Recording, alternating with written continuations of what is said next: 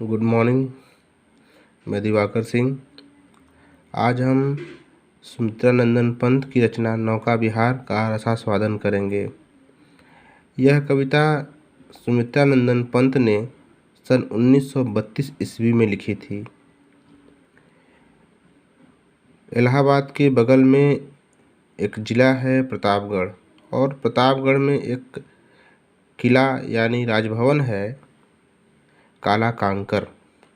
उसी में प्रवास के दौरान पंत जी ने नौका विहार शीर्षक से यह कविता लिखी, क्योंकि काला कांकर राजभवन गंगा के किनारे है और पंत जी प्रकृति के वादियों से हिमालय की गोद में बसे एक गांव कौसानी से आते हैं, जो कुमायूं जिले में स्थित है, उत्तराखंड में वर्तमान समय में है यह।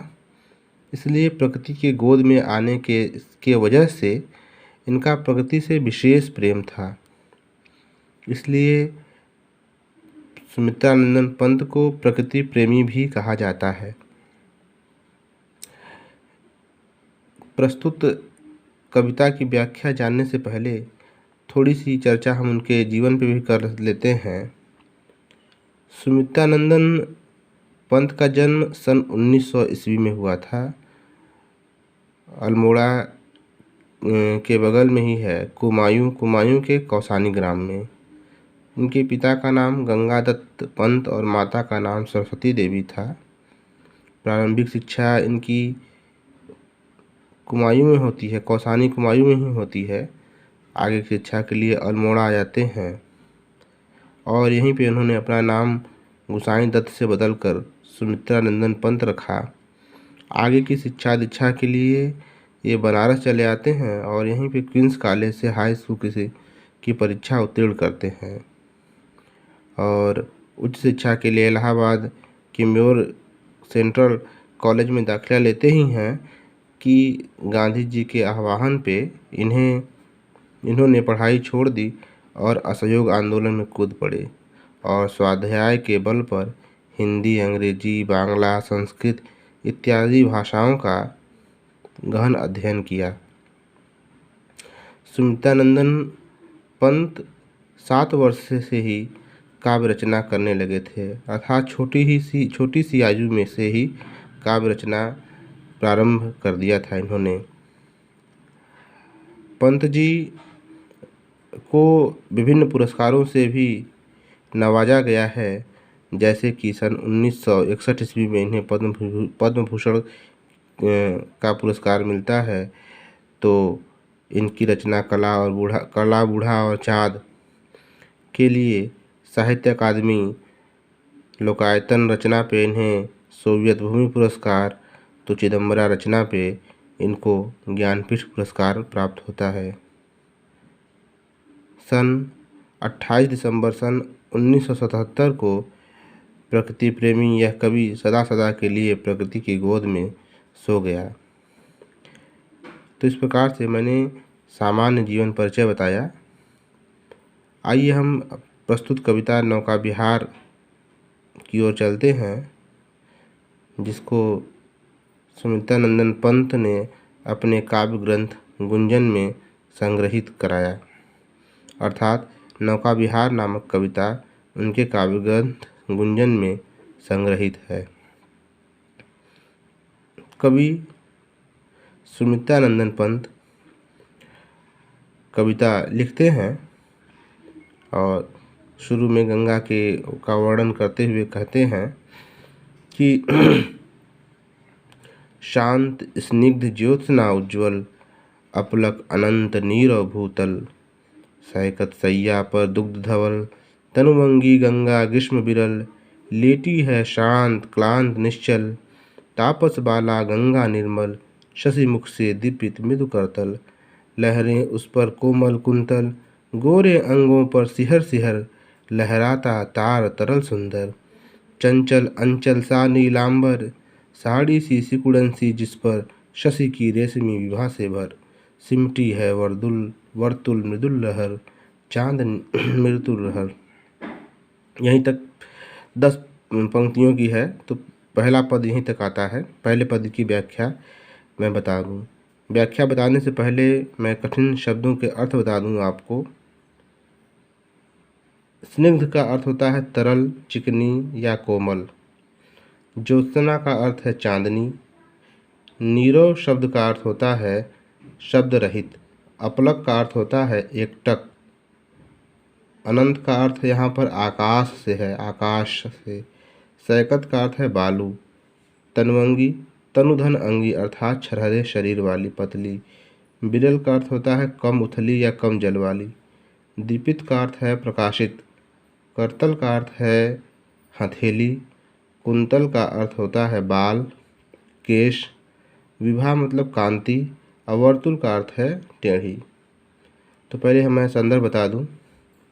संदर्भ आप इस प्रकार लिख सकते हैं कि प्रस्तुत पद्य खंड प्रमुख छायावादी कवि सुमित्रानंदन पंत द्वारा रचित कविता संकलन गुंजन से हमारी पाठ्य पुस्तक काव्यांजलि में संकलित नौका विहार शीर्षक से उद्धृत है या ली गई है। प्रसंग आप लिख सकते हैं कि प्रस्तुत कविता में पंत जी ने चांदनी में अपनी मित्र मंडली के साथ, चांदनी रात में अपनी मित्र मंडली के साथ गंगा में किए गए नौका विहार का चित्रण किया है और गंगा का मानवीकरण करते हुए उन्होंने कहा है कि क्षीण धार वाली गंगा पतली कमर वाली नायिका के रूप में है। आइए हम व्याख्या देखते हैं। व्याख्या है, कवि ने लिखा है कि शांत स्निग्ध ज्योत्सना उज्ज्वल अपलक अनंत नीरव भूतल, अर्थात चारों ओर शांत स्निग्ध और उज्ज्वल चांदनी छिटकी हुई है। आकाश टकटकी बांधे पृथ्वी की ओर देख रहा है। अपलक अनंत नीरव भूतल, अर्थात अनंत क्या है, आकाश है, और अपलक मतलब टकटकी बांधे पृथ्वी की ओर देख रहा है। और पृथ्वी की दशा क्या है, पृथ्वी उस क्षण में नीरव है, अर्थात शब्द रहित है, शांत और शब्द रहित है। कवि ने आगे कहा है कि सैकत सैया पर दुग्ध धवल तनुअंगी गंगा ग्रीष्म विरल लेटी है श्रांत क्लांत निश्चल, अर्थात इस मनोहर और निस्तब्ध वातावरण में ग्रीष्म के कारण मंद और क्षीणधार वाली गंगा बालू के बीच बहती हुई ऐसी प्रतीत हो रही है मानो कोई छरहरे दुबले पतले शरीर वाली सुंदर युवती दूध जैसी सफ़ेद सैया पर गर्मी से व्याकुल होकर थकी मुरझाई और शांत लेटी हुई हो। देखिए, श्रांत क्लांत निश्चल, श्रांत मतलब थकी हुई, क्लांत मतलब वह गर्मी से व्याकुल, और निश्चल मतलब शांत लेटी हुई हो।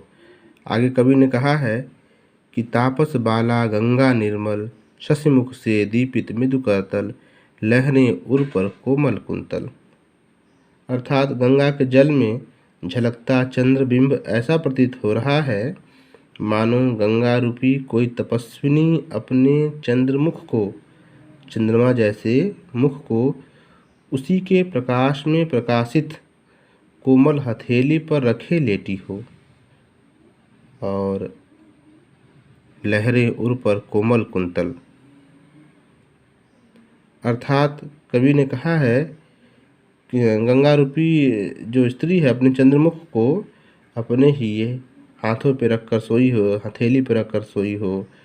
और कवि ने कहा है कि छोटी छोटी लहरें उसके वक्ष स्थल पर लहराते कोमल केश के समान प्रतीत हो रहे हैं, दिखाई दे रहे हैं। आगे कवि ने कहा है कि गोरे अंगों पर सिहर सिहर लहराता तार तरल सुंदर चंचल अंचल सा नीलांबर, अर्थात कवि ने कहा है कि तारों से भरे आकाश की चंचल परछाई गंगा के जल में पड़ती हुई ऐसी प्रतीत होती है मानो उस गंगा रूपी तपस्विनी बाला के गोरे गोरे अंगों के स्पर्श से बार बार कांपता तारों जड़ा उसका नीला आंचल लहरा रहा हो। कवि ने कहा है ना कि चंचल अंचल सा नीलांबर, मतलब चंचलता तारों से जड़ा उसका आंचल, नीला आंचल लहरा रहा हो। और इस पद के अंत में कवि ने कहा है कि साड़ी सी सिकुड़न सी जिस पर शशि की रेशमी विभा से भर, सिमटी है वर्तुल मृदुल लहर। अर्थात कवि ने कहा है कि उस आकाश रूपी नीले आंचल पर चंद्रमा की कोमल चांदनी में प्रकाशित छोटी छोटी कोमल टेढ़ी मेढ़ी बलखाती लहरें ऐसी प्रतीत होती हैं मानो लेटने के कारण उसकी रेशमी साड़ी में सलवटें पड़ गई हों। तो इस प्रकार से पहले पद की व्याख्या मैंने आपको बताई। काव्य सौंदर्य देख लीजिए। यहाँ कवि ने गंगा का मानवीकरण करके उसे तपस्विनी बाला के रूप में प्रस्तुत किया है। आगे पंत जी की कल्पना विविध रूप और उसके वर्णन की योजना विशेष रूप से द्रष्टव्य है। भाषा इसमें पंत जी ने संस्कृत निष्ठ खड़ी बोली का प्रयोग किया है। तो अलंकार मानवीकरण है, रूपक है, उपमा अनुप्रास,